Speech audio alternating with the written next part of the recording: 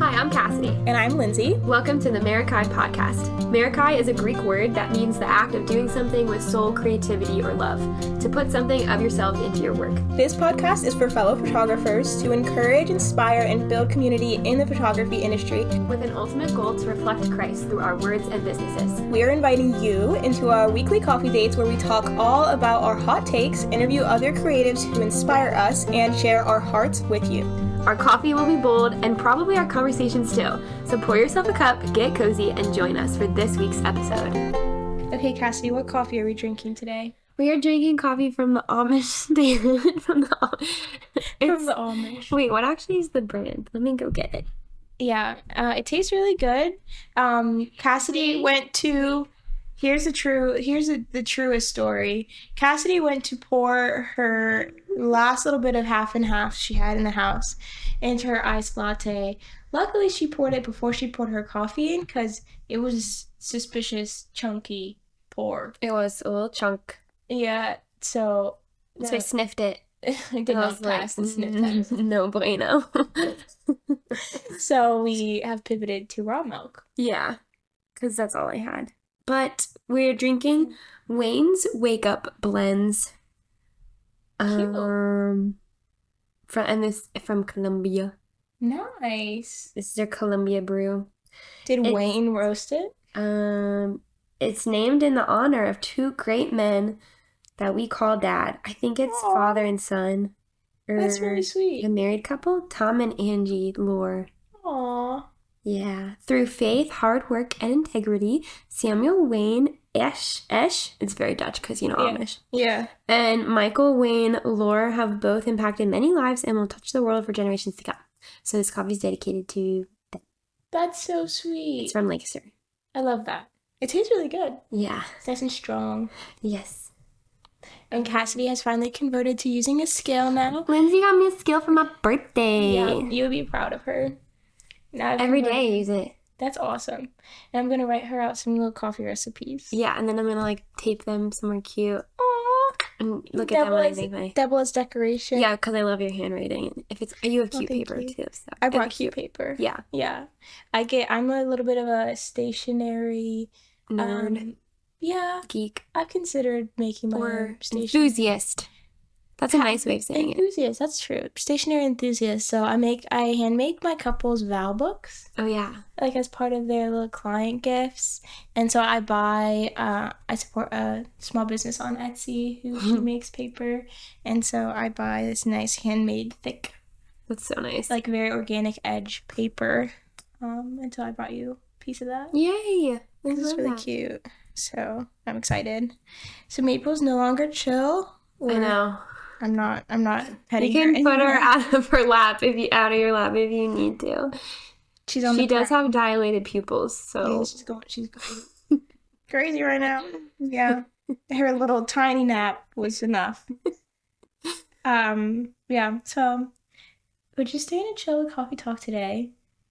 And our kind of soft topic is actually laughable right now. Yeah, well, it's a good piggyback off of a couple episodes ago when we talked about burnout. Mm-hmm. And the fall season is coming up with, and as photographers, we all know that can be really busy. So our topic today is how to set boundaries as married, faith-based photographers. Yeah, work-life boundaries. Business owners. How we do it. Yeah. And everything I say, I'm preaching to myself so I can re-listen to this when I'm failing to uphold my boundaries in October. Yeah, this is a once-a-week listen. Reminder. So this is more for me than for you. It's gonna hurt when I listen to it in 2 months. Yeah. Yeah, no, it's a good reminder for all of us because it can be really easy to just keep on stepping one foot in front of the other, and then with your business, and before you know it, you're like, oh my gosh, I left no room for anything but work. Yeah, I think coming out of this spring, which we talked about, into a restful summer is even more of a reason why I want to talk about boundaries now, because I feel really motivated right now to actually like go into the fall with boundaries set and like a better mind, like a better heart posture of like why I want to hold to my boundaries. Wow. Okay. Well, don't leave us hanging. Share what these thoughts are. That sounds awesome. Yeah. Well, I'll share. This is so accurate because literally yesterday I had a friend of mine who like hold on, let me start this sentence again. I have this friend. She was one of the first wedding photographers I ever I'm not thinking. Hold on. Let me try one more time. Third try is the time. Okay, I'm writing that number down. I just wrote it down. Okay. Okay, so once upon a time, I have this friend, and her wedding, she got married in like January of 2022, I think. Her wedding was one of the first I ever shot. I technically second shot her wedding. She's a friend of mine. She had always said for years and years and years that when she gets pregnant, she wants me to do her maternity photos. And I was like, yes, of course. Would love to, be honored. Well, she's pregnant now. And her maternity session she's due in December. So she wants maternity photos in October. Yeah. And I literally had to text her yesterday because I was kind of putting this off because I was just being real with myself with how many weddings I've booked and knowing that is like full on crew season. And I got back to her yesterday and I was like, I can't do your maternity photos. But that I'm learning that this is a boundary that I'm learning to draw, is that it is so much better, not just for me, but for my clients if I'm not overbooking myself. Yeah. It is so tempting to overbook yourself, but yeah, knowing I'm learning better like how much I can take on my plate, and that again, like the money is not worth the exhaustion and the not being able to honestly like go into a session with full creativity because I'm burnt out. So basically told her I'm actually not I'm not doing fall minis. A lot of photographers do those. I'm not doing them because I just didn't leave room in my schedule for that. So I'm just literally just doing my weddings that I have booked and crew, and that's it for October. That's awesome. And it's still going to be crazy because I have 7 weddings in October. Wow, that's including the ones I'm second shooting. Yeah, okay, let me count how many I have. Because I counted the other day when I was texting her. Yeah, I have 6 weddings in October. Trying to get out of a few of the second shooting because I like realized that I like booked myself double headers the whole month, and like I don't want to not be able to serve my couples. Well, that's a boundary that you should talk about. Yeah. So finish sharing other boundaries. Is that your boundaries that you? Well, I just feel really proud of myself for texting her that yesterday. I'm proud of you. Normally I would not be able, because I'm not really good at saying no. Yeah. Especially when it felt like a friend and an expectation. So it was a hard thing. Thank you. Thank you. But it is hard. Like, yeah. Like, but also fall is such a beautiful time. Mm-hmm. I love fall. I love hosting in the fall. To like enjoy as a human being, not as a photographer. Yeah. Like I love hosting, having people over. My house is freaking dreamy in the fall time. I know. So being able to like soak it all in and not just work the whole time. Yeah, because I think the pressure is to like take advantage of the fall season photography wise, but yeah, to like the balance of like Kaden and I actually made a couple plans on weekends, especially in September. I know. We don't have like that many weddings in September because Kaden and I are going away like a couple times to like enjoy fall together as a married couple, which we did not do last year. Yeah, you just gotta like, it's so good to just learn from your mistakes. Yeah. And do that. That's awesome. Yeah. I'm excited for you. Yeah, I've also been thinking about boundaries. I was just going through my October calendar, and just like blocking off. I want to try to only do 1 to 2 sessions a week. Yes, that's the other thing. In October and November and September. Because I am an introvert, I find that more than that, I'm not really enjoying it, and I'm not able to like give myself 100% to those sessions. and every session deserves my all. So that's something that I'm going to start drawing for myself. Like some people can do 5 sessions in a week and excel at that. That's not me. So that's a boundary that I'm drawing. I'm keeping up with just my personal boundary, which I think we've talked about before, but I never shoot on Sundays. That can be tempting to like, break that rule in October. But that's not something that I am dead set on. Also, last year I traveled to Colorado for a wedding and a few sessions in the middle of October, and that was bad. So that's a boundary. Like I'm not traveling outside of Pennsylvania the month of October. Mind you, I am September and November.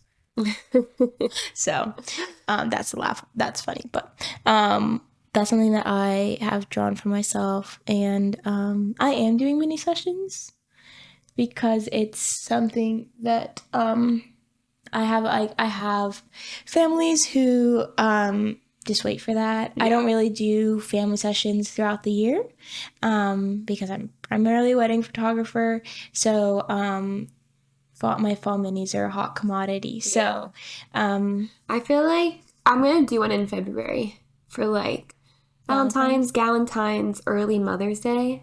Cute. Because it's just a personal thing. I've been like a little, maybe I just get easily overwhelmed. But the amount of photographers posting about fall minis, it's intimidating. It is. Yeah, but people love it. I mean, and it's a great way to just get it all done. Hello, Maple. We missed you. I wonder if they heard that little meow. I hope they did, because it was the cutest thing ever. I love how she's chosen me. I know. As her friend. Oh. I know. She's a little lover girl. She is. She just put her little paws on my chest and looked into my eyes. It was like a hug. Yeah. I think it's nice to do minis, like, because, I don't know, that's just for me. Yeah. Maybe next year I'll save a spot in my October for minis, but... Yeah. It's also nice because then it's a weekend that I don't have a wedding. Yeah. And, I personally only do golden hour minis, so I don't do, like, all day. Okay. Like some photographers do. So I do Friday and a Saturday evening, and I think I have 5 slots each day. So it's not super overwhelming, and then that means I have that whole day as well, so it's almost more of a restful thing to me. So yeah, that makes sense. And it makes family photos more affordable, especially when not every year do you need full up, like, huge lifestyle session gallery. So it's good for just the update how big your kiddos are getting, be able to have a fresh pic for Christmas card, things like that. So Yes, I know that's why they're super popular. It's mostly like Christmas card. It actually helps me not book tons of family sessions on other days. Yeah. So that frees up my weeknight so that I can actually be home. Because if I didn't do mini sessions, those people would all want photos, which means, there's at least 10 families who want a day. Yeah. That's impossible. Well, I think that's why it's not overwhelming to see so many photographers posting about mini sessions, because I think it's mostly like niched into each photographer's own client pool. Yes, 100%. And a lot of times I get to see my couples. Yeah. Like my past couples who now have families, like, come to them. And it's just so fun. It's so cute. Yeah. Well, I was also spacing it out, like, because I was dedicating October to crew and to weddings, and I knew my 2025 couples were going to want their engagement sessions in October of 2024. Yep. So I was like, that's enough for October. I'm not doing any more. Like, it's just like enough for the fall in general. Mm-hmm. But this year I don't have any weddings in the winter, which is weird for me. Do you want a second shoot? What? Do you want a second shoot? I really do want to. Aren't you going to be like, who knows where, though? I do want a second shoot for other photographers. I'm hoping that, but I haven't heard, like, from anyone about needing dates. Okay, I'll second shoot for you.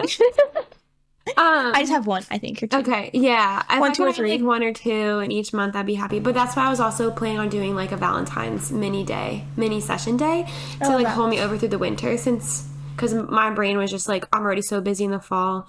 Mm. I want to add it on like a different time of the year, even though I know that the lure, like the attraction, is that it's the fall leaves and the Christmas cards.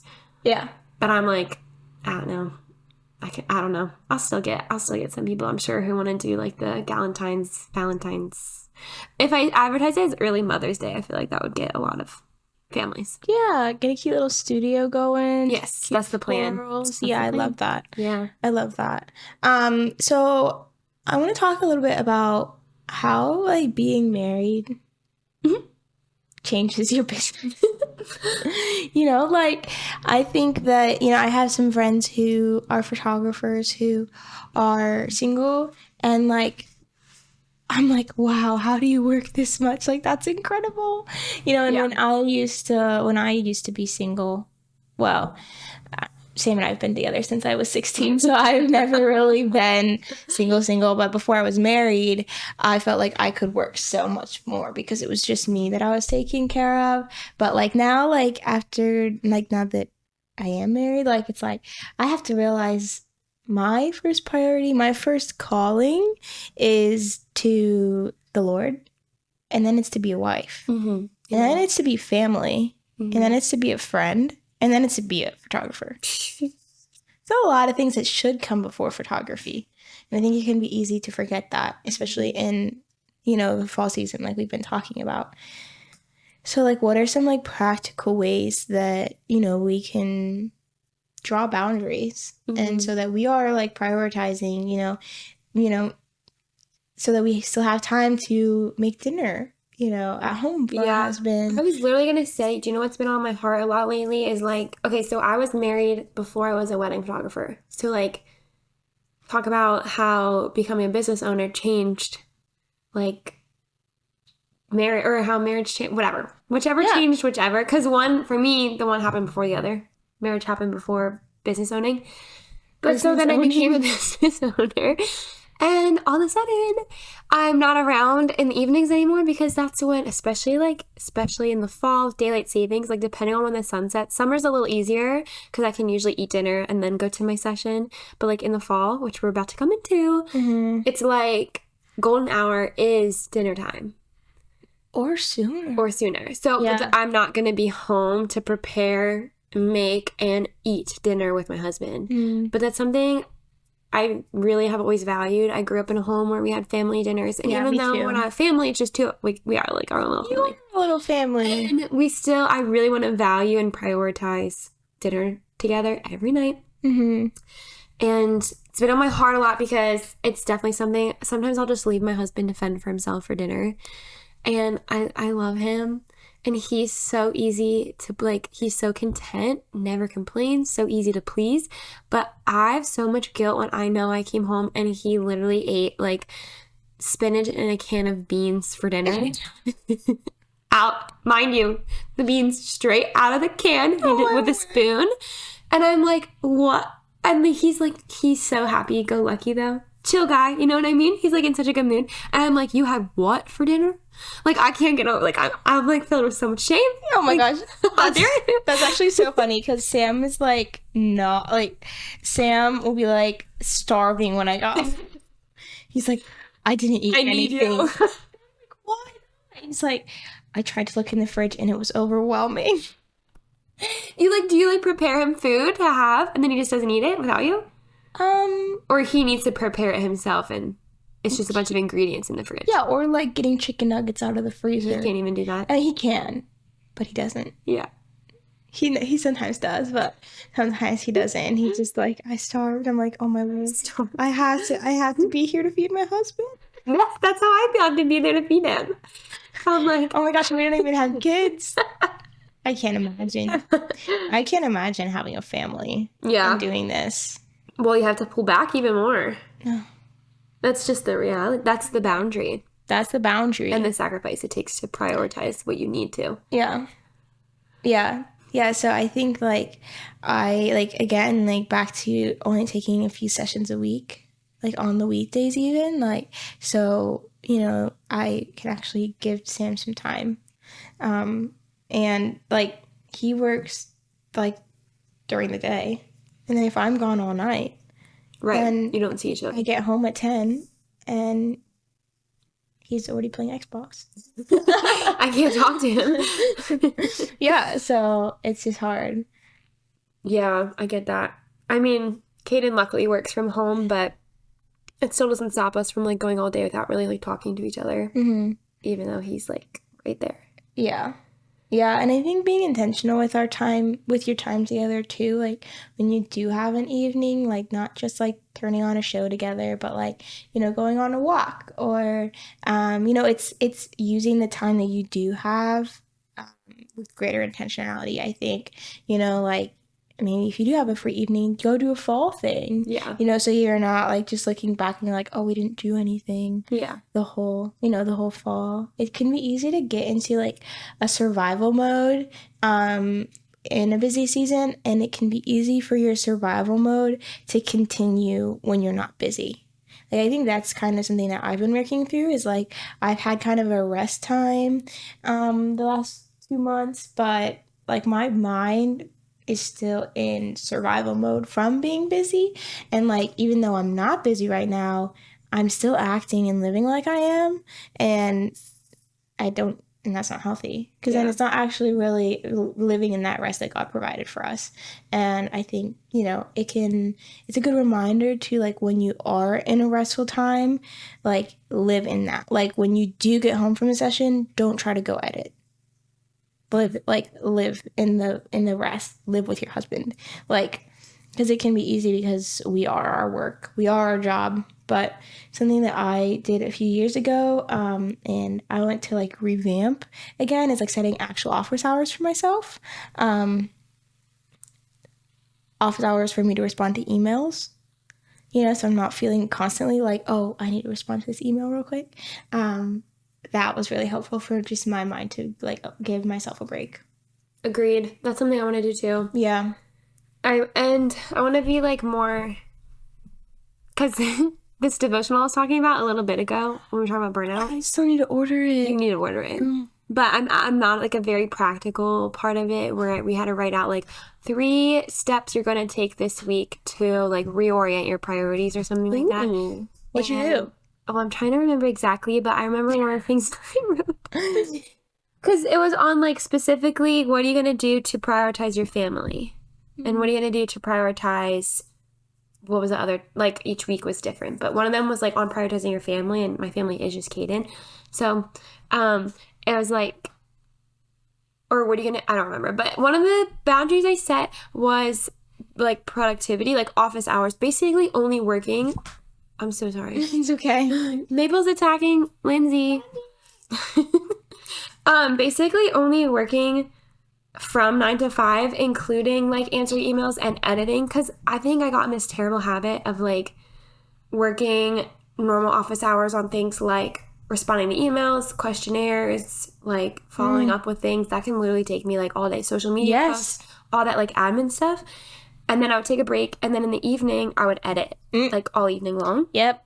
Okay, maybe that's really normal. No, I mean it is normal, but okay. So I was like, I'm gonna get it all done between 9 to 5. So I'm gonna like turn off my phone so I'm more productive like within those hours, so my phone isn't distracting me. Because the hardest part about being your own boss is like minding your phone. It's so true. Not letting, because my issue is I'll need to open Instagram to check a location or a board or something, and then I get distracted for an hour or something stupid. Yes. But yeah, like I agree, like working the 9 to 5 hours. Something I was convicted of, and I like last year, and I brought into this year, kind of add to that point, is not working in bed. Yeah. Because like at night I found myself like, if Sam is like playing Xbox with his friends, or if we're just kind of like hanging out, it was easy for me to just bring my laptop to bed and like edit in bed when he was like when he was home. And that's something that I like stopped like this year, and tried. And I'm not always perfect, but tried, because I was like, your bed is a sacred place, like, and bringing work into that is like unhealthy. I think it was just it showed me that like I can idolize my work, and it was just like not healthy. So that was like a boundary that I like drew for myself. It was also hard because I live in a tiny house, so like at that point my office, like my desk was in our bedroom as well, and so it was really easy to just bring, like why sit at my desk when I can just be comfy. But now I have my own little office space, and that really helped too, that I wasn't like falling asleep looking at my office and like thinking about, oh, like all the work I could be getting done. That was a thing they were like doing tests on during COVID when like everything was shut down and everyone had to like work from home, how toxic it is to like not have a mental separation between your workspace and your rest space. They did all these like psychology studies on it. Yeah. So I've been trying to get better at like treating my office like you walk in and you're at work. When you walk out, you are not at work. Yeah. It's hard because my office is also attached to my bathroom. It is now. But that is the Oval Office, as they say. Oh my gosh. Isn't that what they say? I think they do. Okay. Toilet? Yeah. That's so funny. I love that. So I guess that whole wing of the house is the office. There you go. See, it works better than the bedroom. Gosh. No, that's such a good point, though, about, like, your bedroom being sacred. Yeah. Something I tried to do a while ago, just in general, it's not necessarily work-related, but boundaries in life, is, like, basically having the whole bedroom be, like, a no-phone zone. Like, I've been wanting to do that for years, and we've just never, like, done it. Yeah. I want to, though. Because it really is so special, like, if you're just not on your phone in the bedroom, it really is just such special, like, time that we just giggle and are silly because we're kind of sleepy, and you know what I mean? Some of those, like, are some of the best, like, most bonding times. Yeah. Is just, like, chit-chatting. It's pillow talk. When each other is your entertainment. You know, I think we're so, like, dead set on being entertained all the time. Like, we don't allow ourselves to be bored. And being bored is actually so good for your brain and for your relationships. Because, you know, when you're looking to each other to, like, you know, be not entertaining, but, like, yeah, like, I love that concept. Yeah. Something I actually literally this week turned back on. I had turned it off, but I think we talked about it maybe in our burnout episode, but that's going to be the famous episode that we always are referring to. If you guys haven't listened to the burnout episode, what is it? Is it episode 6? I think so. Or 7? 6, I think. 6, yeah. Go listen to it. Pause, go listen to it, and then this one. But so you can do a screen time limit, not only like a screen time limit on certain apps, but it's actually one for all your apps. So I have, well, almost all of them. You can turn off certain apps to like allow, but at 10 p.m. every night, all my apps shut off. And then they stay shut off until 9 a.m. Because something I was finding was like I could get doom scrolling on Instagram early in the morning, and then I would skip devotions. Because I was like, oh, shoot, that time's gone now. Yeah. And then I would just get straight to work. But that's, like, terrible. Like, like that Instagram could take over my time with Jesus. And then... No, literally. And that's also why I want to have my new work routine where I'm not editing in the evening. Yeah. Because also your routine at night actually affects your morning routine, too. Like, how you prepare yourself for bed, and how, like, that whole process and how long you give your brain to be off of technology affects your sleep, which affects, like, how early you're rising and how clear your mind feels in the morning when you get up. So you really have to go all the way back to, like, your nighttime routine if you want a productive morning, too. So true. So I want to be, like, off of screens probably, like, every night at, like, 9 p.m. and pull out, like, a book. And, like, if Kaden wants to play Xbox, whatever, he can be on a screen. But if I'm reading next to him, and then that's kind of, like, my way of winding down, tidying up the home a little bit. Like, I've always heard that it's such a good habit to be in, to, like, do your dishes at night, like, run the dishwasher overnight, that kind of thing. And then you wake up to, like, a clean house, and how much that helps your mood and your productivity. I have found that to be true. Like, I love having a clean kitchen at the end of the night, but it's so hard to, like, actually do it. It is. But wake up so grumpy when I wake up to, and then Kaden comes downstairs to like say good morning, and I'm trying to make my coffee and the kitchen's a mess, and I am in the worst mood, Yeah. which is affecting my marriage. But it's because actually pause, because Kaden and I, speaking of boundaries in marriage, Kaden and I had this very long, I don't want to say it was a fight, but it was just like a hard conversation we needed to have, mostly about my mood. But Oh. it was more so about like me trying to explain to him how when I am at my limit, like because work has stressed me out and I'm overwhelmed and I'm at my limit, how certain things that he, like if he asks me questions that I feel like he should know the answer to, how that sets me over the edge. Because that's kind of what happened is I like really snapped at him because he asked me a question that I felt like was simple, that he should already know the answer to. Almost like, does the trash come on Tuesdays or something like that? And I was like, I was trying to explain that it feels like I'm just carrying the weight of the world. Like I'm the only one with responsibilities. I've felt like that before too. Yes. And also understanding it's not fair for me to snap on him. I'm not trying to explain, like I'm not trying to justify my behavior, but I'm just trying to have him emotionally relate to like the capacity that I'm overwhelmed.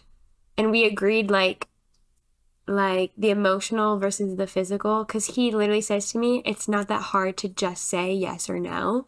And I'm like, physically, it's not that hard to say yes or no. Emotionally, though, I cannot answer your question. Yo, I've felt that before. Yeah. But like that should be like a sign to us. Oh, huge, You know? huge sign that I've run my life wrong. Right. For a long time to reach this point. Right. Because again, like your first priority is Jesus, then our husbands, then our friends and family, and then our business. But it can be so easy to get that backwards. Oh, yeah. Yeah. No, that's so relatable. I feel like Sam and I've had the same exact conversation before.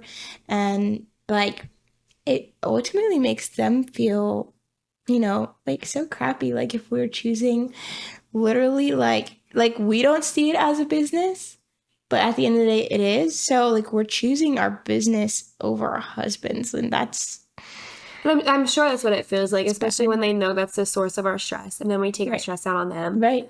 Imagine how that makes them feel. Right. So, whew, Yeah. convicting. And one day we are going to have Sam and Kaden on this podcast to interview them, and they can just light us up on our crabby attitudes in the middle of busy season. A roast and toast, like the Office style. A honey roast, if you watch New Girl, they call it a honey roast. Oh, that's cute. Oh my gosh. Yeah, I'm excited for that episode. And they can talk about the real and the raw, what it's like to be married to a wedding photographer. But yeah, maybe by then we'll have applied some of these boundaries and we'll be better spouses. I hope so. I hope so. Yeah. Yeah. No, it's definitely hard to like not work. 'Cause yeah. Sometimes does Sam ever do this? Sometimes Kaden knows I'm overwhelmed. And he always asks me, what part of your business can I do to help you? And I'm like, none. Literally none. Sam sometimes responds to text messages for me. Really? Mm-hmm. Because like I can't imagine giving any of it. Kaden's a little message- different than Sam. Yeah, my text Kaden messages. can't even reply to his own texts. He has way more unread text messages than I do. Oh, really? It's so bad. Yeah, I consistently have like 50 unread text messages. Yeah. Kaden has probably 200 or more. If it's a group chat, he doesn't open it. Oh, I just open it and then I just don't read the group chat. Yeah, he doesn't even bother opening it. Yeah, so Sam, like, sometimes, like, it's the sweetest thing in the world. He just will, like, be like, okay, let me respond to text for you. And he, like, knows how to text like I do. And a lot of the things are simple questions or, like, simple things. And I just, like, don't have the capacity to take care of it. So he's just like, yes, girl, thank you. With a little, like, the blush and the heart emoji. Yeah, he's so sweet. Like, that's how he'll sometimes respond to my DMs and sometimes respond to my texts for me. That's sweet. I gotta really think about what, because Kaden always offers and it is so sweet of him. Yeah. But I'm always like, he is so different from me that I'm like, I literally don't know what I could delegate to you. Sam is such an empathetic person that he can easily, like, take on, like, my personality because he knows me so well. So, yeah, I think it's I'm shocked that he can do that for me because yeah, it takes a special person. Yeah. Yeah. I admire him so much. Mm. But yeah, I also something like that I've been trying to do as a wife is like serve Sam in the way that he wants to be served. I think when we go in autopilot and we're again like surviving, not thriving. I say that a lot, but it feels so real. Um, so when we're in like autopilot survival mode, it can be easy to like show Sam love in the ways that I selfishly want to show him love or the way I perceive, like the way I receive love. Like, so for example, like I pack Sam lunch every day for work. And I really like one of my love languages is food. And so I love making like packing him this like really fun lunch, like including little treats and like making him a really, I always say delectable, a delectable sandwich. And like doing these things that he obviously like he needs good food, so like he obviously appreciates it, but that's not the way he feels love. And so sometimes I can like claim my rights and just say, if he's feeling unloved and he's like coming to me in that, I use it as like ammunition, like what the heck, like I make you these lunches every morning, like I wake up and like pack you the lunch. And he's like, yeah, and I'm thankful, but like that's not the way I feel loved. He would prefer like a quality time, or just like me, just sitting with him in the morning goes way farther than me making him this like intricate meal. No, that's literally so like good and true and convicting Yeah. and same, because I will like go all like I'll go if you can't like go all day, like basically this is me. I'll be rude to Caden and not say one nice thing or lovely thing to him all day, and then I'll do like acts of service or something, and then I'm like, I love you, and he's like, that doesn't count because you were rude to me all day. Yeah. So like I think his love language is words of affirmation. He says it's physical touch, but I think that's how he expresses love. But I think he receives love through words of affirmation. He's like huge on that. So yeah, I've learned like same thing. I've learned where I try and show him I love him, but not in the ways that like he would receive it and fill up his, like he would not feel very loved. So you can like just choose to love someone in a way that's convenient for you and not actually what is like serving that person. Them. Yeah, like literally all Sam wants is for me to walk around his garden with him and talk about his plants. Sam's so cute. He's so cute. He was saying yesterday, he's like, I don't know what's gonna happen when I'm an old man because I'm already into birds and gardening. And like, I don't know what you're gonna get into. There's nothing else for an old man to get into. Yeah. But anyways, that's what fills him up. And sometimes it's just so hard. Yes. But that's also, that just happens to be one of the love languages that takes the most sacrifice. Like if you're tired, especially if you're busy and you have a lot going on. And like my mind is full. What it takes to like be still and listen to somebody, it really takes a lot out of you. Like it's a sacrifice. Yeah. That's a huge sacrificial way to love. Yeah. Because you can't like fake that one. I feel like sometimes some like, gifts is easy to just kind of, and acts of service I feel like are easier just kind of like fake maybe. But he can like read me when I'm not being genuine, when you're not being really present, and that hurts his feelings even more. So I've been really working on that, like putting a pause to my brain and just like giving him space, giving him not space, but giving him that space of my mind to talk about where we should put our new chestnut tree. No, hazelnut. Aww. He wants to get a new he wants to get a hazelnut tree. I love that. Yeah. So we just be talking about it. Yeah, just to be like involved in the things he's involved in, care about what he cares about. Caden says that to me a lot too. Like, he'll be going on and on and on about something, and I won't be listening. He'll be like, I just want you to care about what I care about. I do the same thing. Yeah. Or like, I also like trying to fit him into my schedule perfectly. We'll pack him in there. Like, when or it's like what convenient for I me. need. Yeah, like he'll get home from work and like he's been spending time with people all day long and he's an introvert, so he'll like need space. And I've been home all day working in silence. So I'm so excited to see him talk about his day, talk about all the things. And it's out of love that I want to see him. But that's not loving to him in that moment because what he needs is to just rest Yeah. for an hour. And someone's needs are going to get met and someone's needs are going to have to wait. Yeah, and it's what marriage is about, compromise. That's what they say, but it's really what it is. Like, you're signing up to be a servant, and they're signing up to be your servant. Yeah. So it's equal. It should be equal, but sometimes it's not, and that's where compromise comes in. Yeah, and grace. And grace, and then hard conversations And then eventually. conversations later. Something that I heard recently, and I just thought about this the other day when Sam and I were having an argument, is if you like hold hands when you're arguing, Yeah. like it helps so much. Yeah. It helps you feel like you're on a team, and that you're like not against each other. Yeah, I think we read that in a premarital book. Have you ever done it? We did it when we were dating. But we don't do it anymore. Maybe I think we've gotten down the habit of, honestly, like at this point in our marriage, I feel like low key, we're pretty good at conflict resolution. How long have you guys been married again? It'll be 6 years in like 2 months. Wow, yeah. So I'm 2 years behind you. We're at 4. Yeah. Well, then we dated, but if you kind of count dating a little bit, it's a little different, I think, when you're married than when you're dating. It is. Because when you're dating, you still kind of know you could get out of this. Versus when you're married, like you only have an option, like you better work through this because how are you gonna live in this house with this person that you're disagreeing with? Yeah. So it's like more motivation to like reconcile. Yeah. Otherwise your house is gonna be miserable. But yeah. Yeah, I feel like we have gotten down the habit of knowing we're on the same team, not arguing against each other.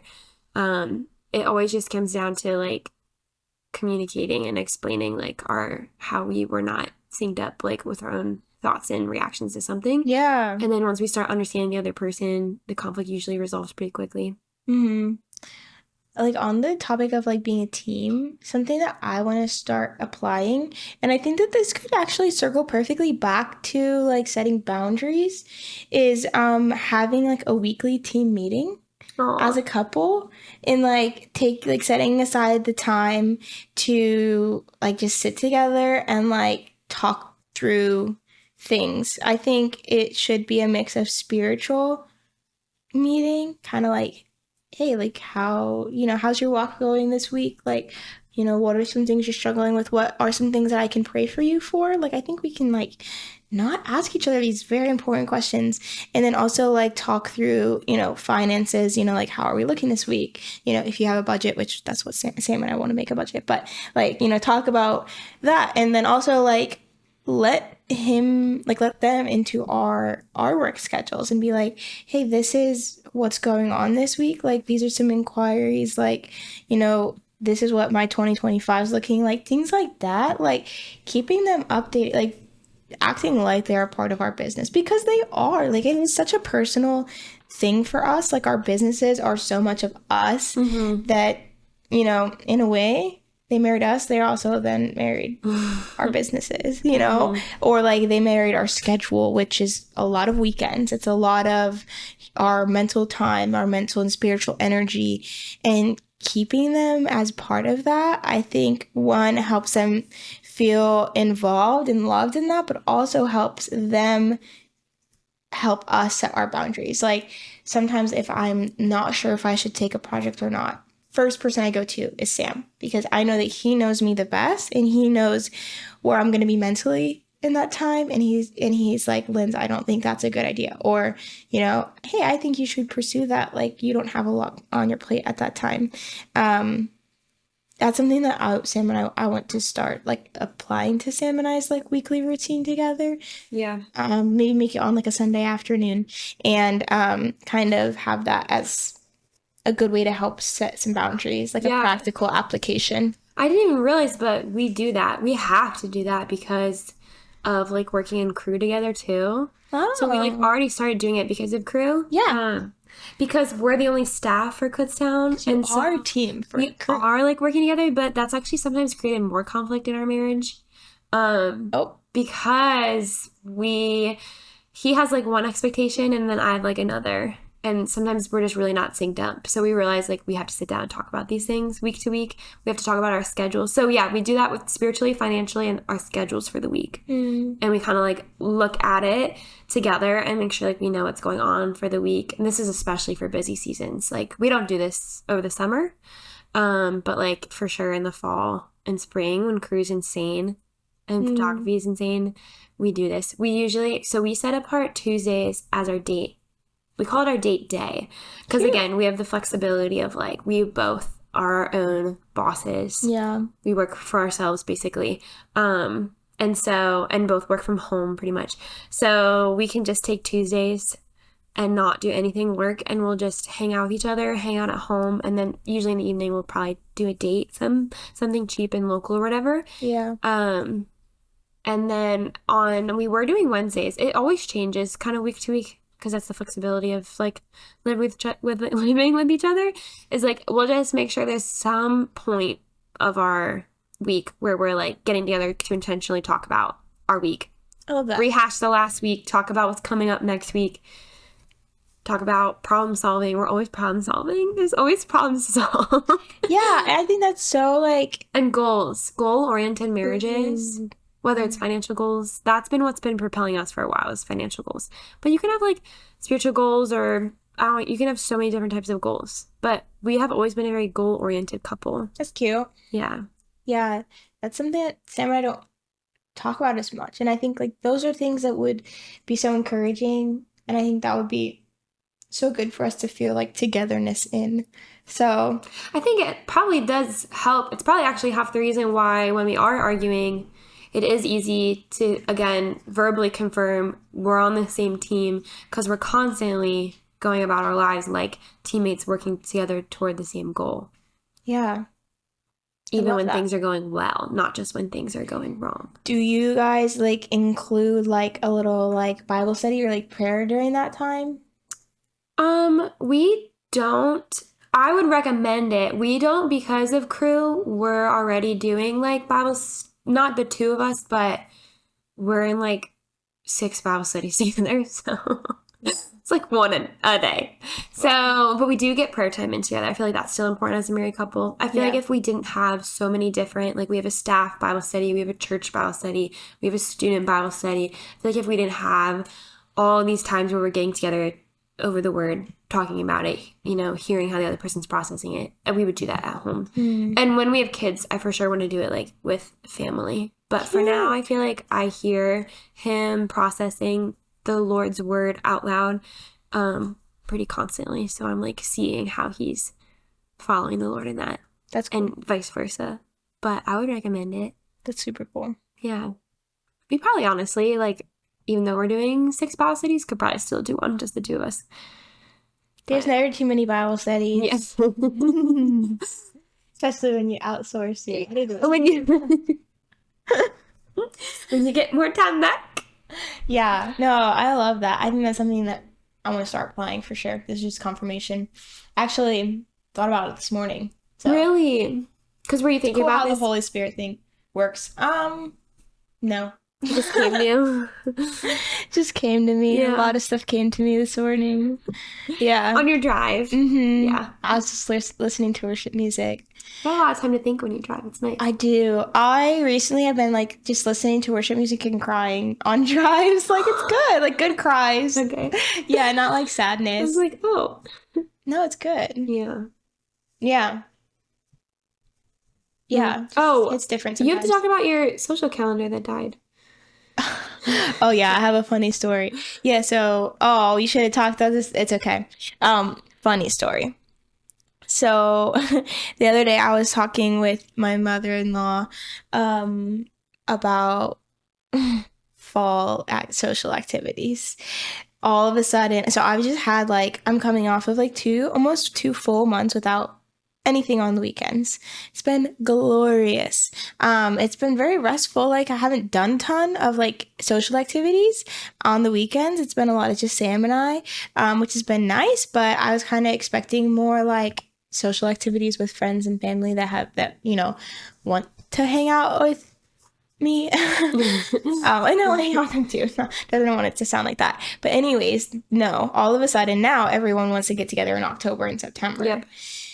And so I was looking through my calendar and chatting with my mother-in-law, and we were trying to find a date to go to like do a weekend in Lancaster with Sam's parents and Sam and I. And she was really hoping for October, and I was just looking through my calendar and just also trying to plan something else with his like sister and her husband, and like trying to like juggle all these things, and it was just feeling so defeating because like it's just like I work every weekend. Like, that's my reality, and it's so hard because everyone else works Monday through Friday, and I have the boundary of not working Sundays, but it just seems like no one wants to do anything on Sundays. And so it just can feel like really isolating. And so I was just really feeling all the sadness, and I was like sitting outside at the picnic table, and we were hanging out at Sam's parents' house when this was happening, and my brother-in-law came out and like saw my face and jokingly was like, "Who died?" Oh, you were like, because my face was my social life that clearly like distraught that he was like, "Oh, who died?" And I said, "My social life is dead." No, that's my funny story. That's so true, because I was going to say that earlier too when we were talking about like boundaries in the fall and outsourcing and living your life and whatever. It's so true, because when you want to do the fall activities, like you want to go pick the pumpkins and apples and whatever it is, it's like only happening on Saturdays though. Yep.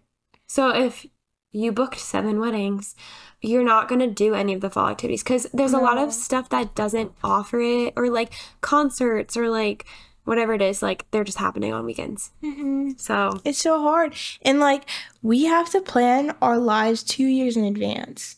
Like, that's the reality of it. Like, if we want to take a trip or do something or have a free weekend, we have to block it off now. Like we were saying earlier, we're getting 2026 inquiries. Like, that is wild to me. Like, I could be dead. I could not have like my hand could be gone. Who knows? 2 years is so that's another like boundary where I'm like, I'm not booking till next year.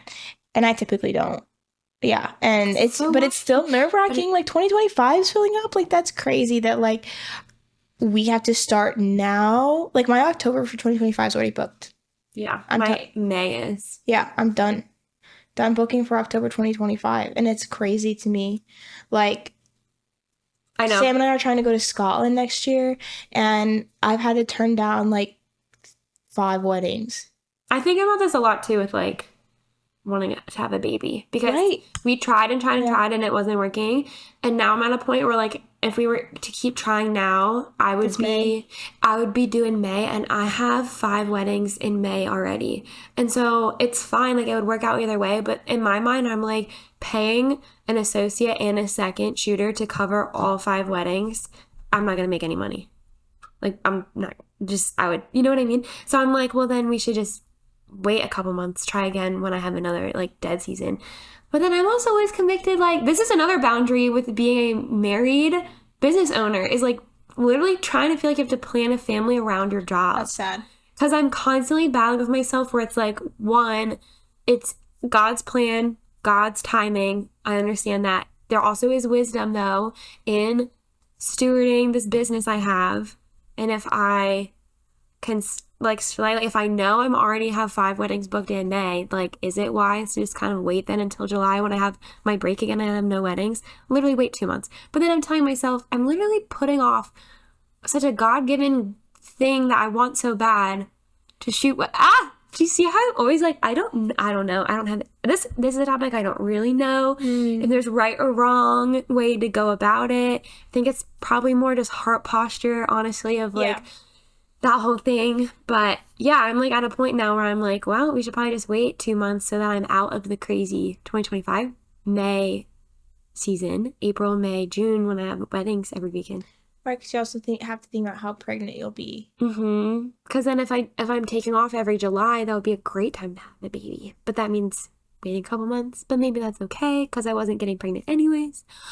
Oh my gosh, do you see how great? And now maybe I'm like, maybe it is the Lord like helping me out and he'll get me pregnant like in December. First trimester in the winter slow season doesn't sound like a bad idea either. Yeah, exactly. So I'm like, maybe this is the Lord helping me out. You know, when foundationally you just trust the Lord to know what's best for your life, your Caden's life, and your baby's life. Right. You know, like something my mom always says is each egg is its own personality, an own baby, and the Lord knows what kind of baby you guys will need, especially for your, first. Yeah. So like he treasures that and just trusting his intentionality with your body and honestly like in that deep of way. Yeah. Just feels very overwhelming sometimes. Yeah. But that I feel like is like a boundary as a married faith-based business owner is like planning for a family if you don't already have one it feels like very stressful because there's an element of planning that we're in control of and there's an element of planning that we're not in control of. So balancing those two is really hard. Yeah. I'm struggling a little bit, but it's okay. Well, if Lord is doing a work in me. If there's any photographers who can speak to this, for Cassie, come in my DMs, please. Come to her DMs, because Lindsay does not know. That's okay. It's okay. When you're there, I'll be there for you. There you go. You'll already have lived through it, and you can associate shoot on my wedding. How convenient would that be for you, though?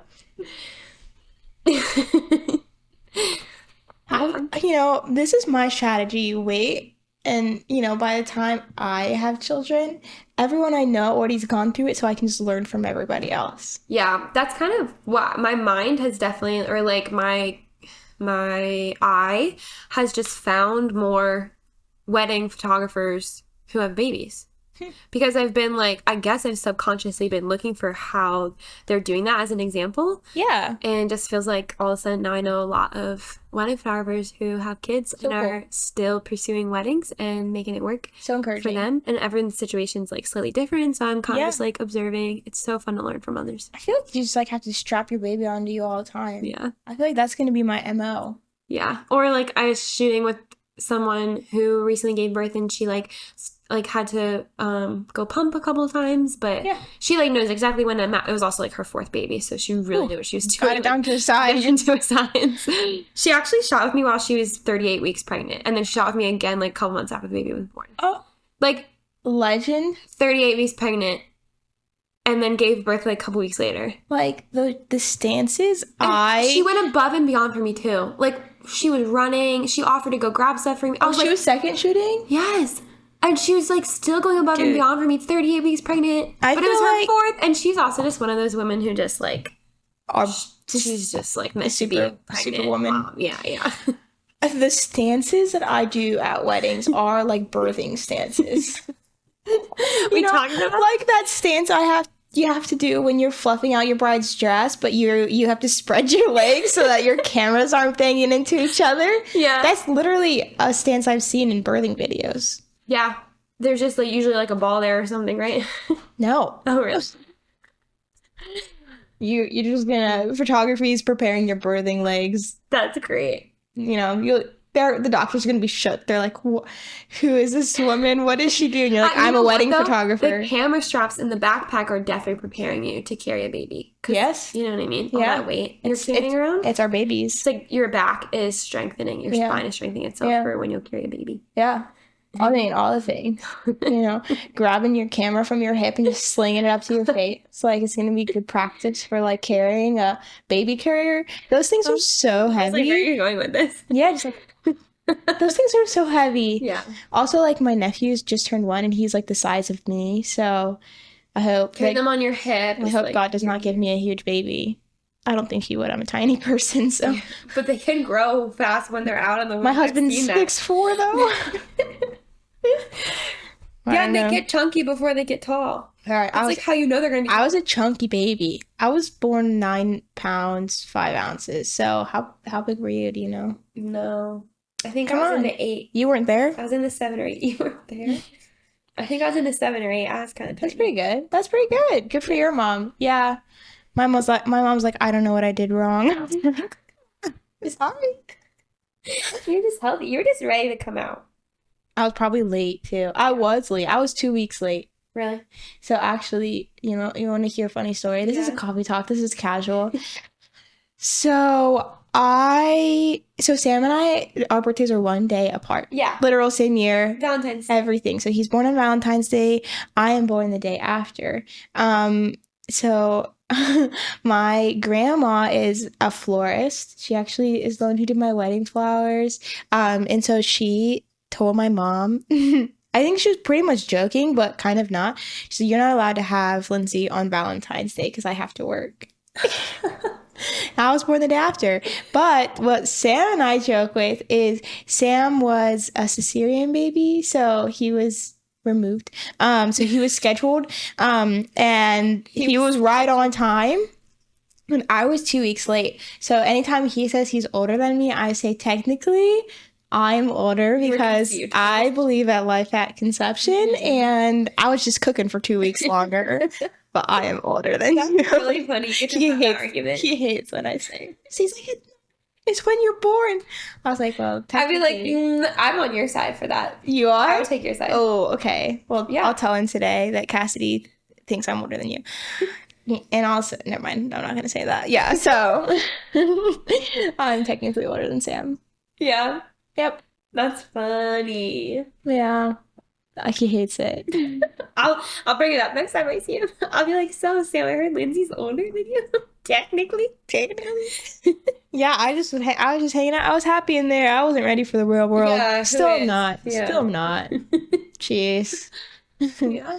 I love how all over the place this episode is. I know. I feel like there was definitely some nuggets. Yeah, I'm like, did we talk about it enough? I think we did. So, guys, literally, like, all we have on our talking points notes is Lindsay's social calendar died. That is the extent of our notes for this episode. So I feel like we did pretty good. Yeah. Not too many bunny trails. No. And It's I feel a coffee like talk though. the birth stuff on the end, like, that's cool.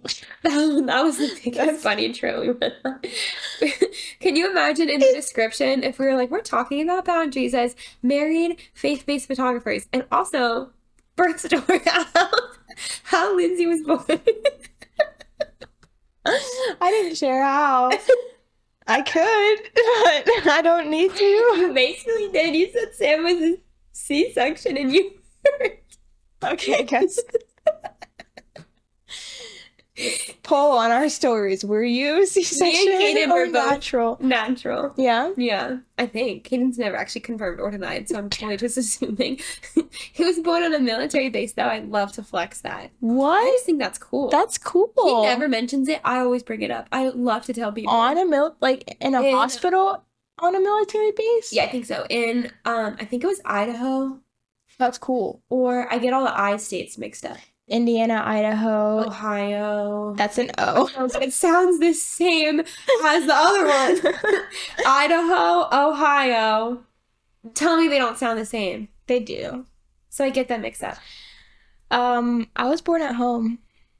Really? Mm-hmm. In water or I'm not sure. those are popular. I don't think it was in water. I think it was on a bed. I was born in a hospital. But my dad caught me, which is really sweet. That's cute. I born in a Do it. hospital. My dream would be to no, actually not have a well, okay, my dream would be to have a home birth, but like not in this house. No? No. My neighbors will hear everything. I hear their dogs. They'll hear me. Well, you don't have But I want to do like a Don't worry birthing about that. center that is not a hospital, and it feels homey. They have like a bed and a Yeah. shower and all that stuff you I've need heard of access to. Those are Yeah. great. Yeah. I think I would love to do a home birth, but I want to maybe have a first in the hospital just to make sure everything or a birthing center just make sure everything goes well. Because you never know how your body's gonna work. So I don't know. We'll see though. Yeah. Got a few years. Yeah. hopefully, Lord willing. Got a few months, hopefully, for me. Yeah. A year. I don't know. That's crazy, though. I know. That's wild. You're at a good age to have a child. I think so. You're getting old. I know. I'm still in my 20s, so if I could just get pregnant if I could just say I got pregnant in my 20s, That's perfect. I'd be happy with that. But even still, the older I get, the more I realize, I feel like it's like 1 minute you think that women can't have babies after like 35, and then the next minute you're like basically 30 and you're like, okay, I'm still so young, like I'll be fine. Yeah. Yeah, you'll be fine. I feel like I want to start trying around your age. Yeah, it feels like a good age. Yeah. Sometimes I still feel like I'm a child. I mean, they always say you are never fully ready. Exactly. That's what all my mother-in-law and my mom and all my sisters and my sister-in-laws are telling me because they want that. But I think they it's want me to true have a about baby. a lot of things in life, though. A lot of things is like you can't really prepare for it; you just experience it. And then the Lord gives you what you need every day. Ooh. What does it say? His mercies are new every morning. Yes, ma'am. That's a good way. That's a good way to. This is a good scripture verse for this whole episode. His mercies are new every morning because we're not always perfect. No. In our businesses, it can be so easy to just overbook ourselves and get overwhelmed and choose our businesses over our family and our friends and our husbands. But His mercies are new every morning, and we're gonna mess up. It can be easy to act like our businesses are not only a gift from God, but like our whole life. And we just got the good reminder of the only reason we're really on this earth is to make disciples. And if our businesses can be a part of that, but they're not where it's at. They're not our life. Yeah. So His mercies are new. Yeah. Because we're not going to be perfect. We're going to mess it up. We're going to get our priorities mixed. Yeah. And He's there to pick us up in December. Yeah, December. When we come crawling back, dude. Just kidding.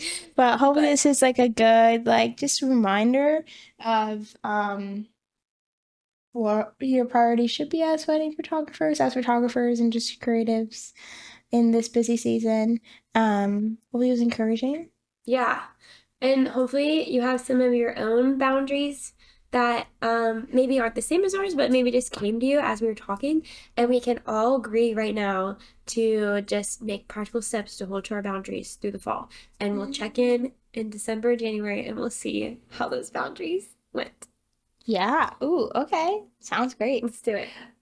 We'll see how our phones went and no phone zone in the bedrooms. Are you starting that? Our 9 to 5, yeah, work hours, yeah. You're starting. You're starting no phones in the bedroom. We've been doing that. Oh, that's awesome. Yeah. I've been doing that. I'm gonna start the team meetings. Yeah. I'm starting that. Yeah. On Sunday. That's fun. And then I'm gonna do a better 9 to 5, not editing in the evening. Yep, I'm gonna continue not editing in bed I edited in bed last night. Well, it's starting now. Starting today. Starting today. Clean slate. His mercies are new every morning. Yes. Here we go. Yep. Okay, well, thank you guys for listening to another episode 10. Hopefully your coffee's not as cold as Lindsay's right now. I don't think you like it with the raw milk. You can be honest. No, I think I just have drank too much coffee and not enough water. Okay. Getting a little headache. Rip. Yep. Thanks for listening, guys. Yeah, we will hear you again. What do we say? You'll hear us again. You always say that. We will hear you. Because people are like, we'll see you again next week. But I'm like, no, you won't. You'll hear us again next week. You'll hear us again next week. We should always say that when we sign off. Is that weird? Adios. Okay, bye.